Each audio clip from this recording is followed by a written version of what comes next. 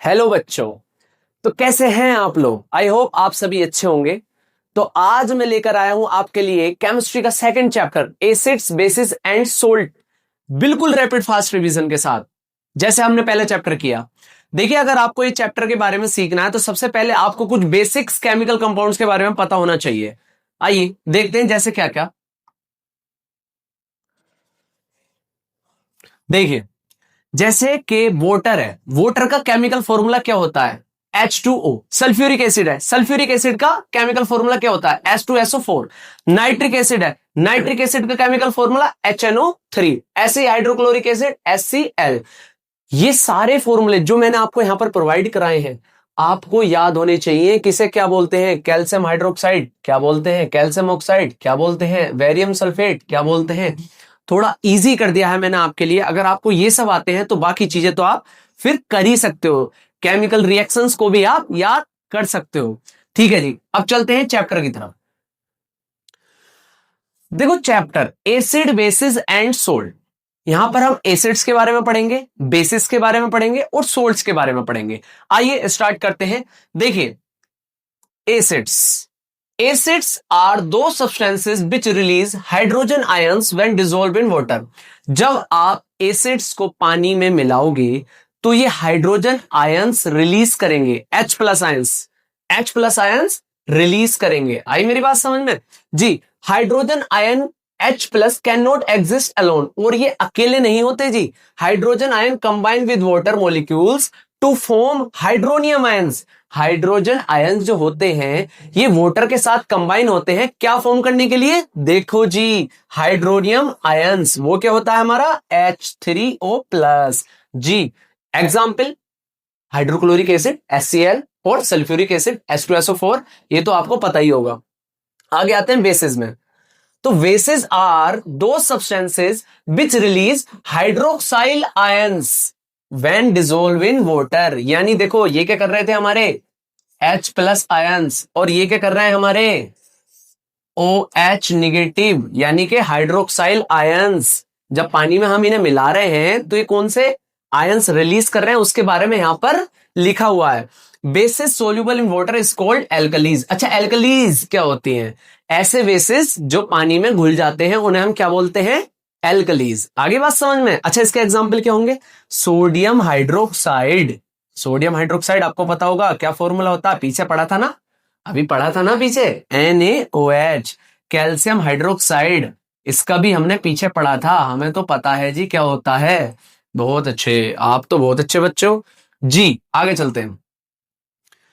Acid और basis आपको सीधा सीधा पता चल गया। H प्लस OH निगेटिव पानी में डिसोल्व होने के बाद, ध्यान रखो। अब और थोड़ा डीपली पढ़ते हैं।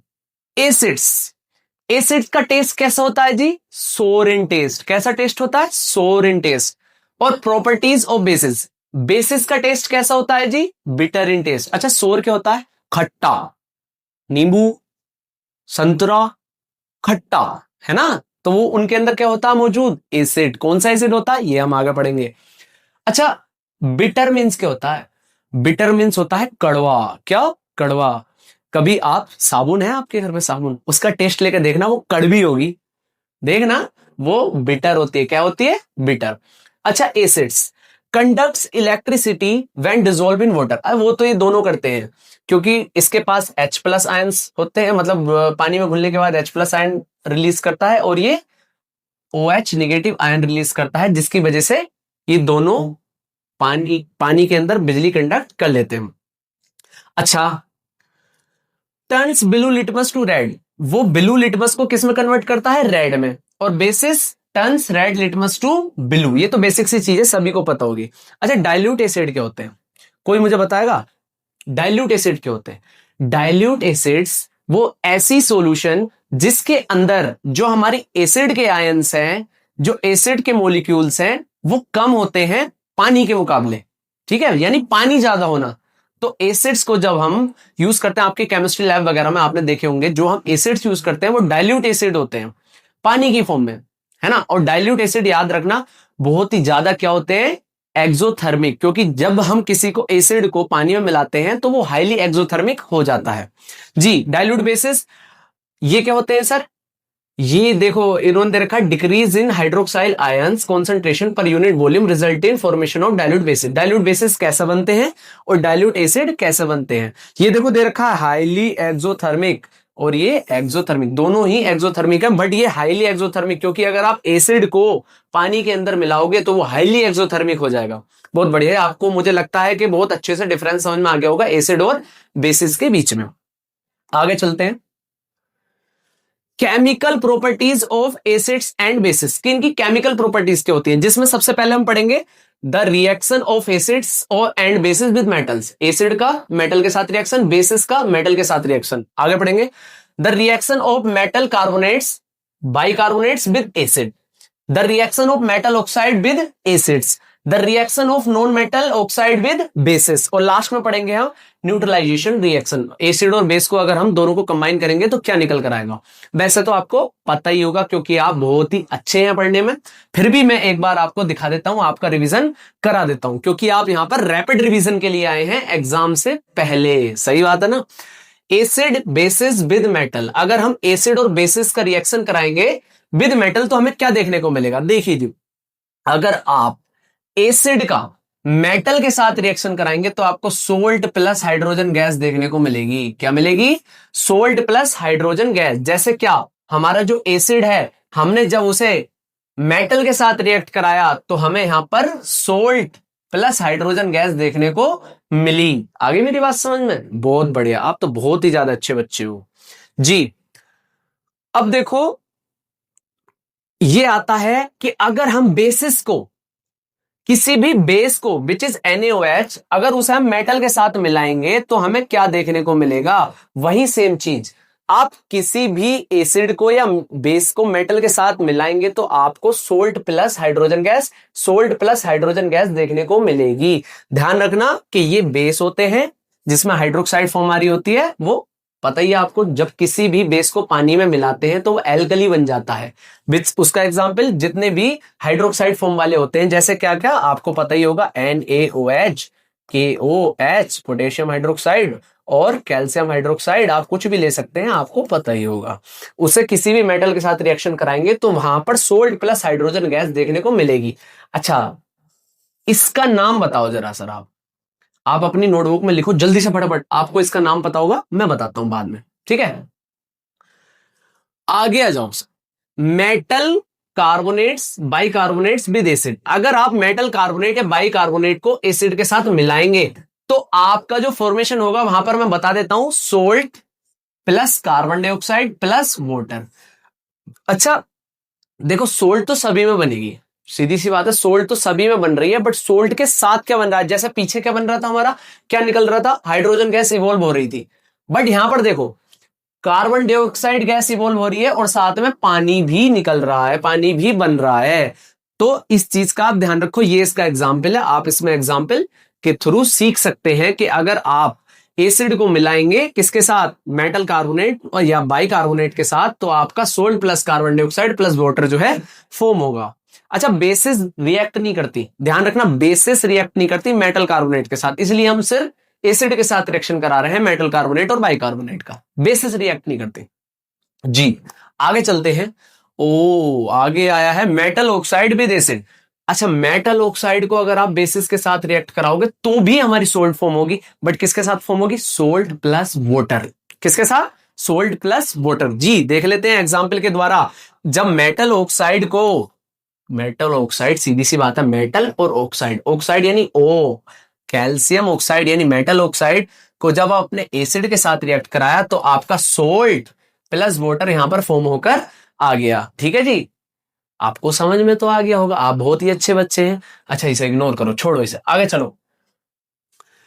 Non metal oxide with basis, non metal oxide with basis, जब हम नॉन मेटल ऑक्साइड का बेस के साथ रिएक्शन कराएंगे तो भी हमारा सोल्ट प्लस वाटर निकल कर आएगा। क्या निकल कर आएगा, सोल्ट प्लस वाटर। ठीक है, आगे मेरी बात समझ में, बहुत अच्छे बच्चों, एकदम से समझ जाते हो, ऐसे बच्चे हो तो क्या दिक्कत। आगे चलते हैं। अच्छा न्यूट्रलाइजेशन रिएक्शन, ये नहीं पता आपको, क्लास 7th के बच्चे को भी पता है। न्यूट्रलाइजेशन रिएक्शन होता है एसिड प्लस बेस, जब हम उन दोनों को ऐड करेंगे तो सोल्ट प्लस वाटर हमारी निकल कर आएगी। देखो ये चित्र के द्वारा भी समझाया गया है आपको। देखो, the reaction between an strong acid and strong base give us salt and water is known as neutralization reaction. जब हम स्ट्रॉन्ग एसिड को और स्ट्रॉन्ग बेस को आपस में मिलाते हैं तो हमारा सोल्ट एंड वाटर प्रोड्यूस होकर आता है।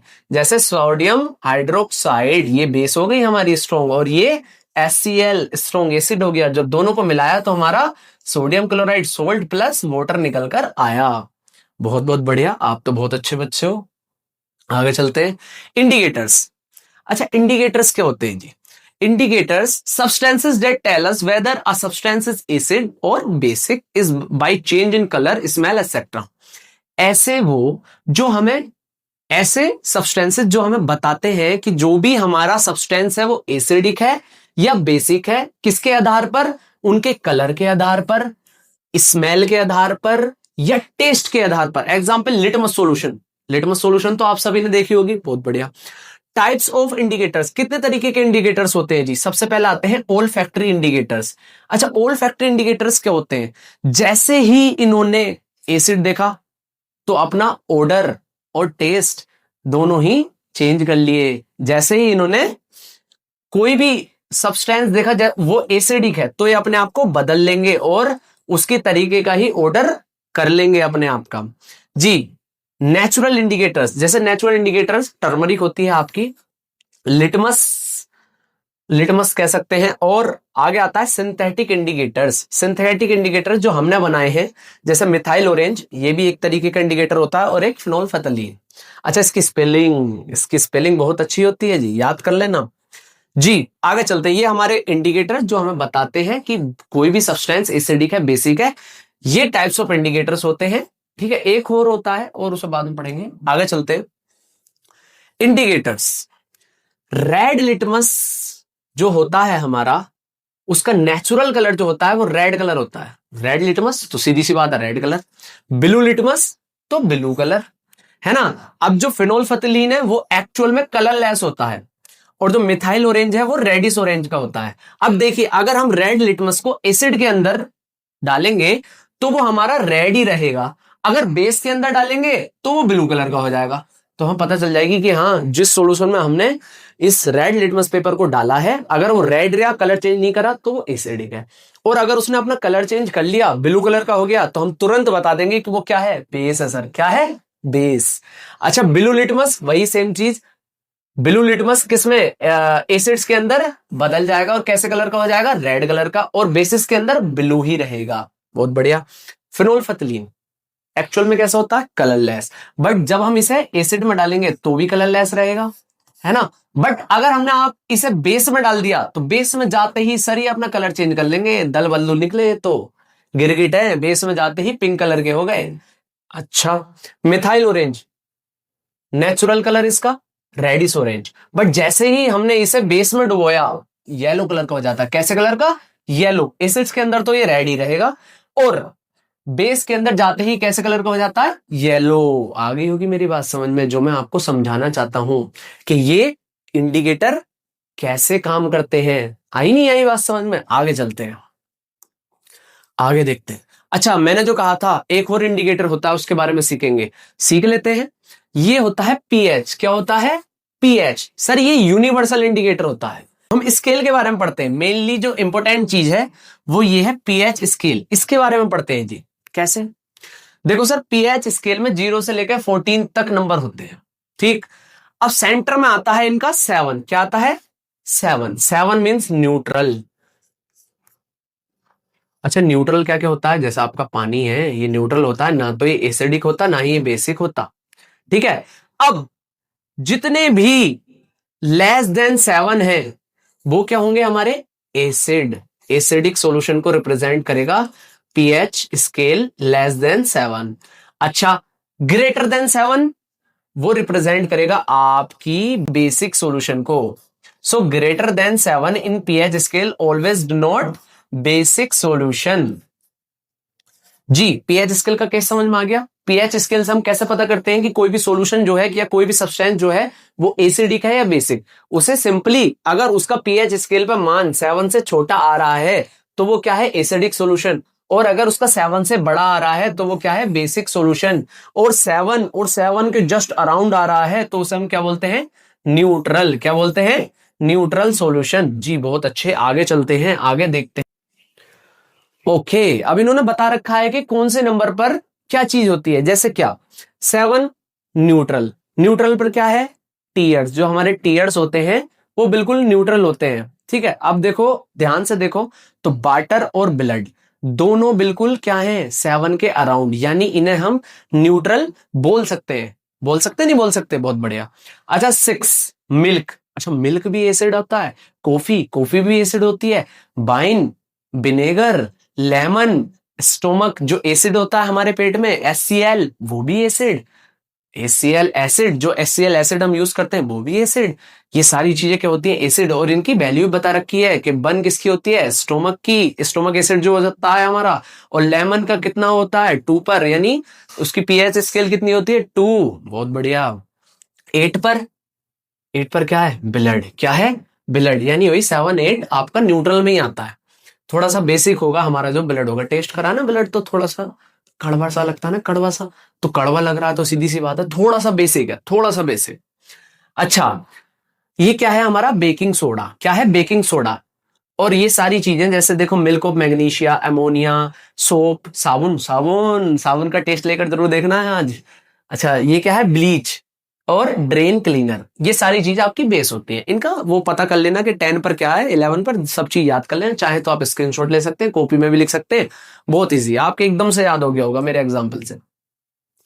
आगे चलते हैं, पीएच इन एवरीडे लाइफ। अच्छा, पीएच जो है हमारे जीवन में भी तो यूज होती होगी। पीएच स्केल किसकी, पीएच स्केल अगर 7 से नीचे है तो हमारे जीवन पर क्या फर्क पड़ेगा, 7 से ऊपर है तो जीवन पर क्या फर्क पड़ेगा, पढ़ते हैं। जैसे क्या, देखो, our body works within the pH range of 7 to 7.8। हमारी जो बॉडी है ये 7 से और 7.8 के बीच में ही वर्क करती है, न्यूट्रल रखती है, यानी सारी चीजों को, है ना। थोड़ा सा बेसिक मान सकते हैं, बाकी सब न्यूट्रल रखती है। जैसे living organisms can survive only in a narrow range of pH change.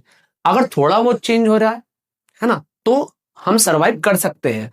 But अगर हमारा जो पीएच है वो 5.6 से नीचे चला गया, जैसे रेन हो रही है, बारिश हुई, अच्छा बहुत दिनों के बाद जो बारिश होती है, यानी विंटर्स के बाद जो बारिश आती है, तो उसमें बोलते हैं घर के कि इसमें नहीं नहाना चाहिए। क्यों नहीं नहाना चाहिए, क्योंकि वो एसिड रेन होती है। एसिड रेन क्या होती है, वो सारी गैसों को अपने साथ नीचे ले आती है जो एटमॉस्फेयर में बहुत महीनों से घूम रही होती हैं। ठीक है, तो एसिड रेन यानी उसका जो पीएच होता है वो लेस देन 5.6 होता है, और वो बहुत ही ज्यादा हार्मफुल होती है। इसी वजह से हमारे घर के बोलते हैं कि उसमें नहीं नहाना चाहिए। ठीक है, साइंस वो भी फॉलो करते हैं, साइंस को सिर्फ आप लोग ही नहीं करते जी। When acid rain flows into rivers, it lowers the pH of river water। अब देखो, जो इक्वेटिक लाइफ है, पानी में जो हमारी इक्वेटिक लाइफ है, उसके लिए बहुत ही ज्यादा डिफिकल्ट हो जाता है जब भी एसिड रेन होती है। वहां का पीएच कम हो गया, जैसे पीएच कम हुआ तो उनका भाई साहब वहां पर रहना बहुत ही ज्यादा खतरनाक हो गया। इसलिए ये पीएच का बिगड़ना हमारे लिए या इक्वेटिक एनिमल्स के लिए बहुत ही ज्यादा खतरनाक है। जी बहुत बढ़िया, ये समझ में आ गया होगा। आगे चलते हैं, आगे आता है सोइल। अच्छा, सोइल की बात आती है। सोइल, अगर आप कोई भी खेती कर रहे हैं तो आपके घर के, आपने देखा होगा कि उसमें यूरिया डालते हैं या अलग अलग तरीके के खाद स्प्रे करते हैं, है ना, खाद डालते हैं जैसे। तो उससे पहले पता कैसे चलता है कि हमारी जो सोइल है उसे खाद की जरूरत है। तो देखो, पीएच मशीन आती है एक, जो आप उसे जमीन में लगाओगे, है ना, और आपकी सोइल का वो तुरंत पीएच बता देगी कि इस टाइम जो पीएच है आपकी सोइल का वो इतना है, और फिर आपको उसमें खाद डालने की जरूरत है। अगर ज्यादा एसिडिक हो गई तो हमें जो है बेसिक सब्सटेंस डालने पड़ेंगे, और ज्यादा बेसिक हो गई तो एसिडिक सब्सटेंस डालने पड़ेंगे। ये चीज होती है खेती में। आगे बात समझ में, तो एसिडिक सोइल, लो पीएच, अगर उसकी लो पीएच है 5.5 से, तो क्या कह सकते हैं कि एल्यूमिनियम और manganese can become highly available to the point of being toxic. समझ गए होंगे आप इस चीज को। और अगर हाई पीएच है तो एल्कलाइन सोइल है। कैसी सोइल है, एल्कलाइन। अगर वो 7 से ऊपर हो जाता है तो कह सकते हैं कि ये सब चीजें अवेलेबल हैं एब्जॉर्प्शन के लिए, प्लांट्स के लिए। बहुत बड़े, इतनी चीज आपको समझ में आ गई होगी। Slightly acidic to neutral soil, ideal soil condition for most plants. ज्यादातर प्लांट्स के लिए जो आइडियल कंडीशन होती है वो क्या होती है, थोड़ा सा एसिडिक न्यूट्रल के पास वाला जो होता है, यानी 6-7 के पास वाला, वो आइडियल कंडीशन होती है बिल्कुल प्लांट्स के लिए। ठीक, अगर थोड़ा सा भी चेंज हो रहा है ना, अगर इतना सा भी चेंज हुआ, इससे थोड़ी सी भी नीचे हुई, किससे, 5.5 से, तो प्लांट्स के लिए सर्वाइवल कैसा हो जाता है, बहुत ही ज्यादा मुश्किल। आप समझ गए होंगे पीएच का खेल। आगे चलते हैं, what is the pH in our digestive system. अच्छा, डाइजेस्टिव सिस्टम, इसके बारे में बहुत ही अच्छी चीज है। HCl, आपके स्टोमक में आप सभी को पता होगा कि HCl मौजूद है, हाइड्रोक्लोरिक एसिड। अच्छा, एसिड लेके घूम रहे हो पेट में, ठीक है जी। Our stomach produces HCl which helps in the digestion of food. हाँ, डाइजेशन के लिए मददगार होता है HCl, और ये कोई भी हार्म नहीं पहुंचाता जी हमारे पेट को, स्टोमक को कोई भी हार्म नहीं पहुंचाता। अच्छा, आपके पेट में HCl है, हाइड्रोक्लोरिक एसिड, फिर भी आपका पेट जो है कोई भी हार्म नहीं हो रहा है। इसे कैसे, क्योंकि वहां पर एक लाइनिंग भी होती है, वो आप पढ़ोगे लाइफ प्रोसेस चैप्टर में। कौन सी लाइनिंग होती है, म्यूकस की लाइनिंग, ठीक है नहीं, आगे मेरी बात समझ में जी। तो कहता है during indigestion stomach produces too much acid which causes pain and irritation. अच्छा, जब स्टोमक बहुत ही ज्यादा HCl प्रोड्यूस कर देता है, तो उस दौरान हमारे पेट में क्या दर्द होना चालू हो जाता है, क्या हो जाता है, दर्द होना चालू हो जाता है। उसके लिए हमें क्या करना पड़ता है, to get rid of the pain, pain से दूर होने के लिए हमें एंटासिड का यूज करना पड़ता है। वो क्या होते हैं, बेसिस। तो ज्यादा एसिड प्रोड्यूस हुआ तो हम बेसिस का यूज करेंगे, बेसिस वाले सब्सटेंसेस खाएंगे, जिससे कि हमें दर्द से छुटकारा मिले। आई बात समझ में जी। जो एक्सेस एसिड हो जाता है आपके पेट में, उसे दूर करने के लिए आपको मैग्नीशियम हाइड्रोक्साइड यानी मिल्क ऑफ मैग्नीशिया का यूज करना पड़ता है जी। समझ में आ गई होगी बात, स्टोमक की भी आपको। Is the pH change responsible for tooth decay. अच्छा, टूथ डिके भी, इसमें भी आपका पीएच का खेल है। कैसे सर, अगर आपके जो माउथ का पीएच है वो 5.5 से लोअर हो गया, तो आपका टूथ डिके जो है, दांतों का, दाढ़ों का सड़ना, वो चालू हो जाए। तो हमारा जो माउथ का पीएच है वो 5.5 से नीचे नहीं होना चाहिए। आगे मेरी बात समझ में जी। आगे आप पढ़ सकते हैं सारी चीजें जो जो आप इंपोर्टेंट समझते हैं यहाँ पर। अगली स्लाइड पर चलते हैं। Self defence by animals and plants through chemical warfare, bee sting. अच्छा देखो, कुछ ऐसे भी होते हैं जो अपने सेल्फ डिफेंस में कुछ एसिड्स को या कुछ बेसिस को छोड़ते हैं, जैसे bee sting leaves an acid. जब भी कोई आपको बीस काटेगी तो वो एक एसिड छोड़ती है, और उस एसिड से हमें पेन और इरिटेशन होने लगता है ना।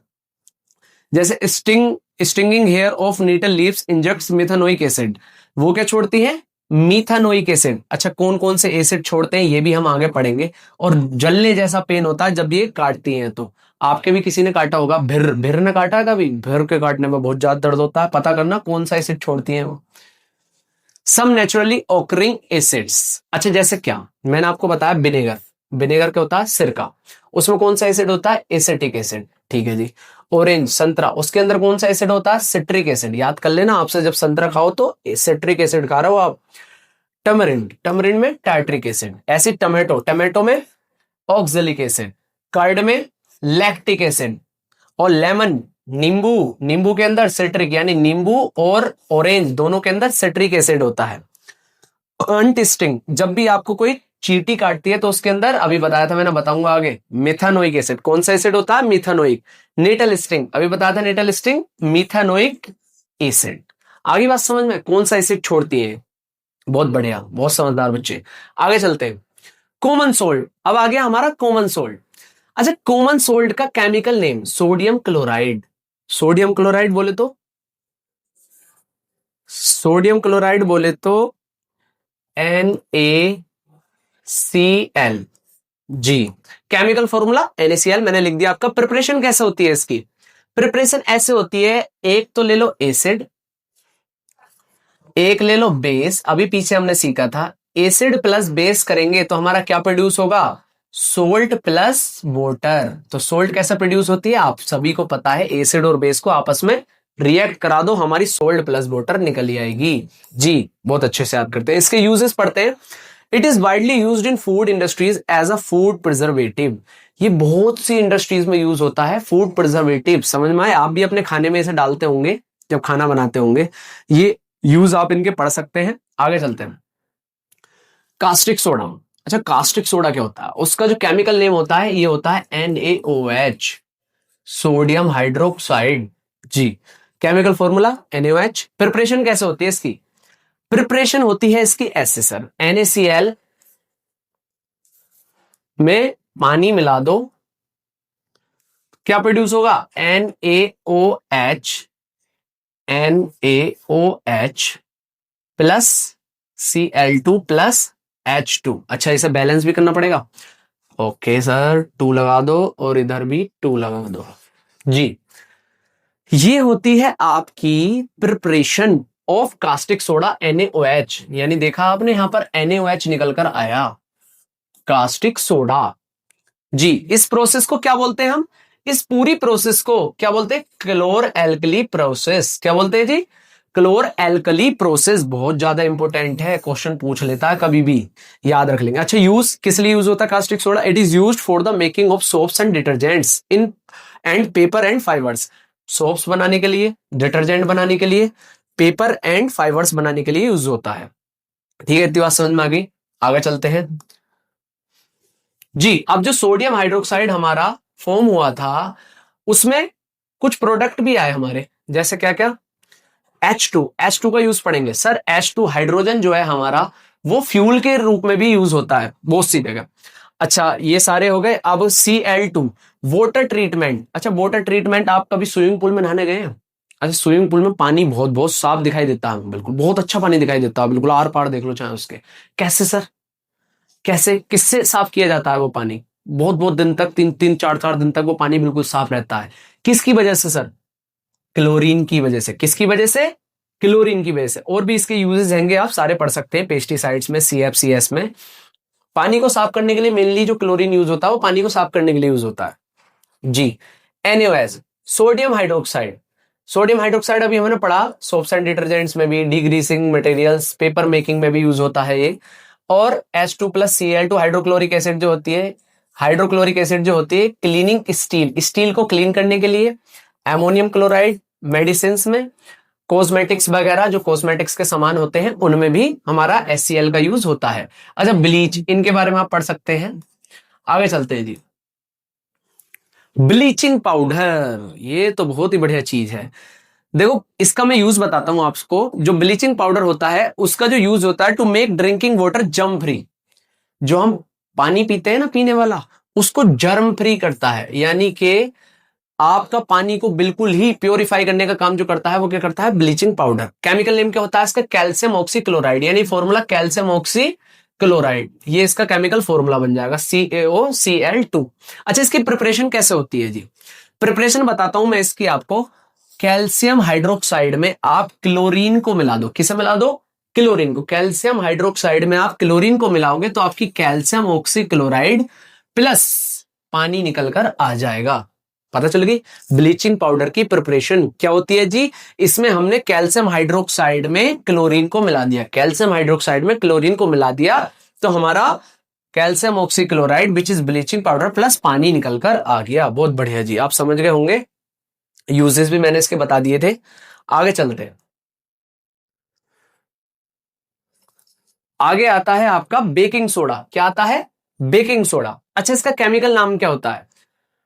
फॉर्मूला पढ़ते हैं पहले। NaHCO3, ये इसका फॉर्मूला होता है। और इसका नाम क्या होता है? Sodium hydrogen carbonate. Sodium hydrogen carbonate, बहुत इजी नाम है इसका। प्रिपरेशन कैसे होती है जी इसकी? वही आ जाओ जी। NaCl plus water plus ammonia को मिला दो, NH3, और प्लस कार्बन डाइऑक्साइड को मिला दो। इन सारी चीजों को जब आप मिलाओगे तो आपका क्या बनकर आएगा? बेकिंग सोडा, जिसका फॉर्मूला अभी हमने पढ़ा क्या होता है? NaSCO3, और साथ में इसके NH4Cl निकलकर आ जाएगा। इतनी बात मेरी आपको समझ में आ गई होगी। अच्छा, बेकिंग सोडा का यूज क्या होता है? ये तो होगी उसकी प्रिपरेशन, कैसे हम उसे प्रिपेयर करते हैं। यूज क्या होता है? The baking soda is used in the kitchen for making crispy pakoras. पकोड़े खाए आपने कभी? आपने तो खाए नहीं होंगे। तो जो पकोड़े बनते हैं वो किसके यूज से बनते हैं जी? बेकिंग सोडा के इस्तेमाल करने से वो बहुत से फूड आइटम्स हमारे पकौड़ी पकौड़ा जो ये बनते हैं बेकिंग सोडा जो सोडा डलता है ना आपके और वो बेकिंग सोडा होता है उसकी प्रिपरेशन आपने देख ली कैसे बनता है वो उसका केमिकल नेम देख लिया केमिकल फॉर्मूला देख लिया जी ये भी आप पढ़ सकते हैं इसका यूज आगे चलते हैं अब आता है वॉशिंग सोडा प्रिपरेशन अच्छा वॉशिंग सोडा क्या है कपड़े धुलने के लिए जो आप यूज करते हैं वो वॉशिंग सोडा ही बोला जाता है वॉशिंग सोडा इसका जो फॉर्मूला होता है वो होता है Na2CO3 डॉट यानी इंटू 10H2O इसका नाम क्या होता है सोडियम कार्बोनेट क्या नाम होता है सोडियम कार्बोनेट अच्छा इसकी प्रिपरेशन कैसे होती है देखो सबसे पहले मैं आपको बताता हूं इसकी प्रिपरेशन कैसे होती है आपने अभी ऊपर फॉर्म किया था NaHCO3 सोडियम हाइड्रोजन कार्बोनेट अगर आप इसे हीट दोगे तो ये आपका Na2CO3 which is washing soda plus water plus CO2 carbon dioxide में टूट जाएगा तो यानी आपका यहां से वॉशिंग सोडा निकल कर आ गया ना वॉशिंग सोडा अब वॉशिंग सोडा तो आ गया बट उसकी जो प्योर फॉर्म है ना वो उसे भी तो यूज करेंगे हम कैसे सर Na2CO3 में 10H2O ऐड कर देंगे तो हमारा क्या प्रोड्यूस होकर आएगा Na2CO3.10H2O अब आ गया हमारा वॉशिंग सोडा निकलकर जी ये होता है हमारा वॉशिंग सोडा अच्छा इसके यूज क्या प्रिपरेशन सीख लिया हमने इसका फॉर्मूला सीख लिया इसका नेम सीख लिया अब यूजेस ऑफ वॉशिंग सोडा का यूज मेकिंग ग्लास सोप गिलास बनाने के लिए भी यूज होता है सोप बनाने साबुन बनाने के लिए भी साबुन भी तो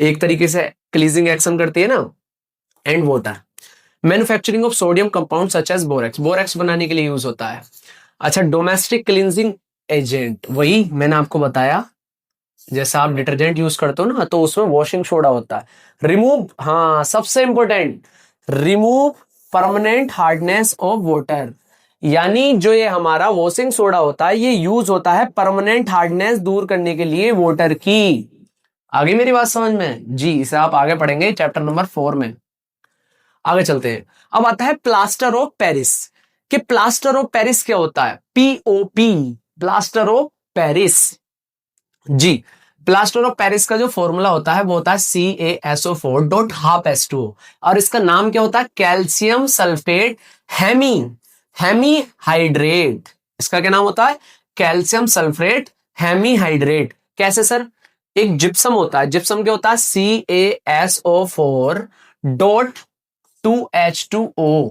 अगर आप उसे हीट देंगे क्या देंगे जी हीट CaSO4.2H2O अगर आप इसे हीट देंगे हीट कितने पर दोगे टेम्परेचर पर सर 373 केल्विन पर तो आपका जो प्रोड्यूस होगा वो होगा CaSO4.12H2O which is plaster of Paris plus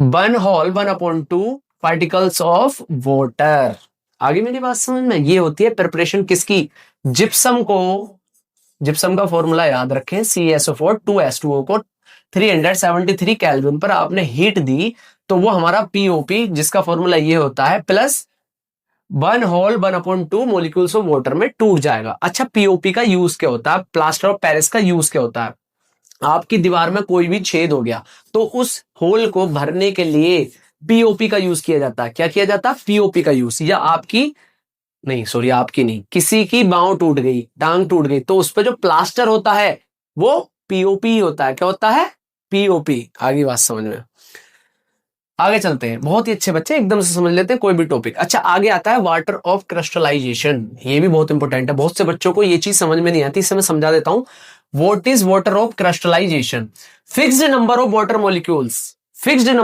molecules present in 1 formula unit of salt देखो 1 फॉर्मूला यूनिट ऑफ सॉल्ट में fixed number of water molecules present होना क्या कहलाता है आपका water of crystallization fixed number of water molecules in 1 formula unit of salt आगे होगी बात समझ में बहुत अच्छे ये कुछ देख सकते हैं आप यहां पर आगे चलते हैं जी लास्ट आता है conduction of electricity bye acids and bases अच्छा कुछ एसिड्स और बेसिस के द्वारा इलेक्ट्रिसिटी को कंडक्ट करा जाना, जैसे HCl। अच्छा, इसके अंदर H प्लस आयंस मौजूद होंगे क्योंकि एसिड है, तो ये बल्ब जल जाएगा, यानी इलेक्ट्रिसिटी कंडक्ट हो जाएगी। H2SO4 ये भी एसिड है, इसके अंदर भी H प्लस आयंस होंगे, तो ये भी ग्लो कर जाएगा। अच्छा, ग्लूकोज C6H12O6, इसके अंदर ध्यान देना, इसके अंदर दोनों H प्लस आयंस भी और OH निगेटिव आयंस भी होते हैं, ये रिलीज करते हैं उन्हें, तो इसमें बल्ब ग्लो नहीं करेगा जी। आगे बात समझ में? ऐसी ये होता है अल्कोहल C2H5OH, इसका फॉर्मूला होता है, और इसमें भी सेम हमारे H प्लस और OH निगेटिव आयंस रिलीज होते हैं, तो ये भी बल्ब ग्लो नहीं करेगा इस कंडीशन में भी। NaOH ये बेस है, BaSN ये रिलीज करेगा हमारा OH निगेटिव। कैल्शियम हाइड्रोक्साइड, इसमें भी OH निगेटिव आयंस रिलीज होंगे, तो इन दोनों कंडीशन में भी बल्ब जो है जल जाएगा। तो अगर H प्लस आयंस या फिर OH निगेटिव आयंस रिलीज हो रहे हैं तो हमारा बल्ब ग्लो करेगा, यानी इलेक्ट्रिसिटी कंडक्ट करेंगे। पर अगर दोनों हैं किसी में, तो दोनों में है तो सर वहां पर बिजली कंडक्ट नहीं होगी। आई होप आपको पूरा चैप्टर समझ में आ गया होगा। हमारा चैप्टर का एंड यही होता है। Thank you very much. मैंने बहुत ही जल्दी आपको ये चैप्टर समझा दिया है रैपिड, क्योंकि आपके पास अब इतना समय नहीं है कि आप लॉन्ग वीडियोस देख पाएं। ठीक है, तो ज्यादा से ज्यादा वीडियो को शेयर करें, अपने दोस्तों तक भी ये वीडियो पहुंचाएं, चैनल को सब्सक्राइब करें, वीडियो को लाइक करें और कमेंट करें। जो भी हमसे गलती हो रही है उस चीज को वहां पर कमेंट करें। Thank you very much.